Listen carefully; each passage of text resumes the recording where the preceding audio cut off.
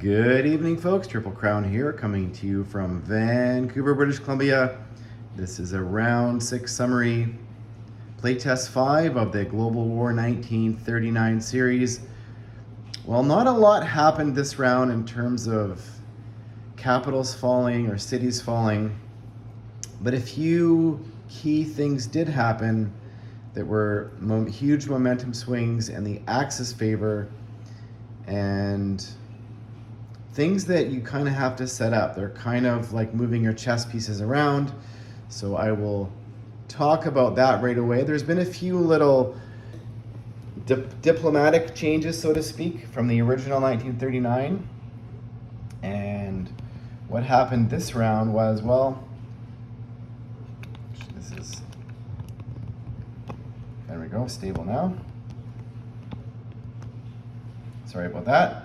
So Moscow is surrounded, and the Germans can hit Moscow next round with about 91 units, and defending Moscow is 82.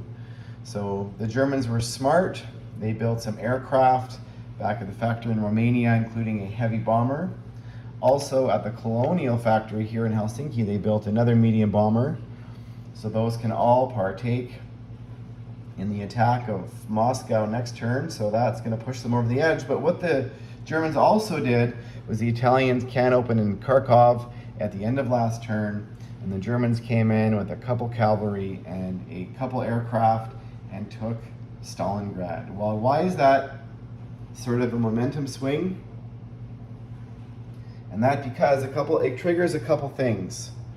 So Spain immediately becomes pro-Axis. And so Germany had a mech set up in Marseille and a tank set up in Bordeaux, and the tank blitzed through and went all the way to Madrid, which basically annexed all of Spain and also the Spanish Navy down here. At the same time that happens, that triggers two things. Portugal immediately falls under British control, and when Spain becomes pro-Axis, it immediately triggers the activation of Argentina. So Argentina is now under German control. It immediately occurs. So that triggered a response from the Allies. So the Portuguese Navy, in combination with the British Air Force, took out the Spanish Navy that was here, which was a major distraction. They do not want to be doing this. They want to be in the Atlantic.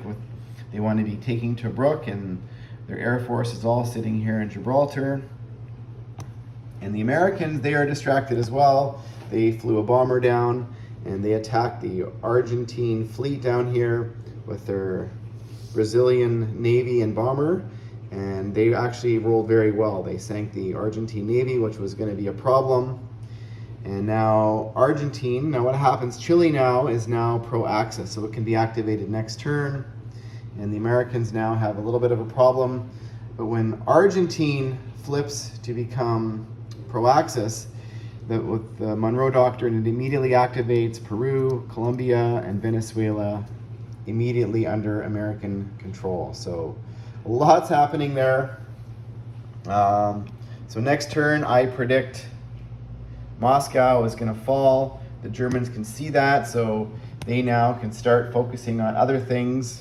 The Allies don't even have a transport here in the water in the Atlantic at all, so they are building Navy. They built a battleship and a cruiser, and of course, if you recall, the Bismarck battleship, it takes 3 hits to destroy, so they are going to have 2 battleships in the water now. So that's also a problem for the Allies, who continue to build a Navy over here. Now the Americans have joined the fray. The Americans built a couple more destroyers, and their naval transports from the east coast of Brazil came up here to grab the couple guys from Mexico, and they are probably going to come down and help the securement of Argentina and South America next turn. And the Americans, they want to be heading in the Pacific, and they are distracted. They built a couple bombers, medium bombers, some B-17s to go help out in South Africa as well. So that's an expensive endeavor. However, they do not want the Germans to have that money They sailed their fleet to Hawaii, and they built another fighter, a naval transport, a fully loaded carrier, and a destroyer. So the Japanese is content sitting here, projecting power from the Carolines. Their fleet or their navy is now smaller than the American fleet, so they're going to have to make a decision next turn. But they are busy getting wealthy. They're gobbling up. They gobbled up 2 more money islands this turn. They stayed put over here in India, and they are pushing the KMT and the CCP back as they amass a large army in Asia. And they also went into Russia just to help the Germans sort of break the back of the Russians, so to speak, but they don't really have to go too far. Now, if Moscow falls next turn, the Axis will have 12 victory cities, which is enough to win by round 6. So there's going to be a play. The Allies are going to have to take back, one of the victory cities here in the Pacific. It could be Singapore, Philippines, Hong Kong, or Shanghai. So there's 4 coastal victory cities here. But the Germans are not going to have any. They're going to have now 9 rounds of freedom. So are they going to make a play for Cairo? Are they going to make a play for Sea Lion? And the British have been slowly building up here in London. They've got about 15 units there now in London. Preemptively, slowly building a couple a turn, knowing that they have a full Pacific strategy and they do not want a Sea Lion. But currently there's no Americans at all, basically along the East Coast, and there's not even a naval transport. So that is a problem.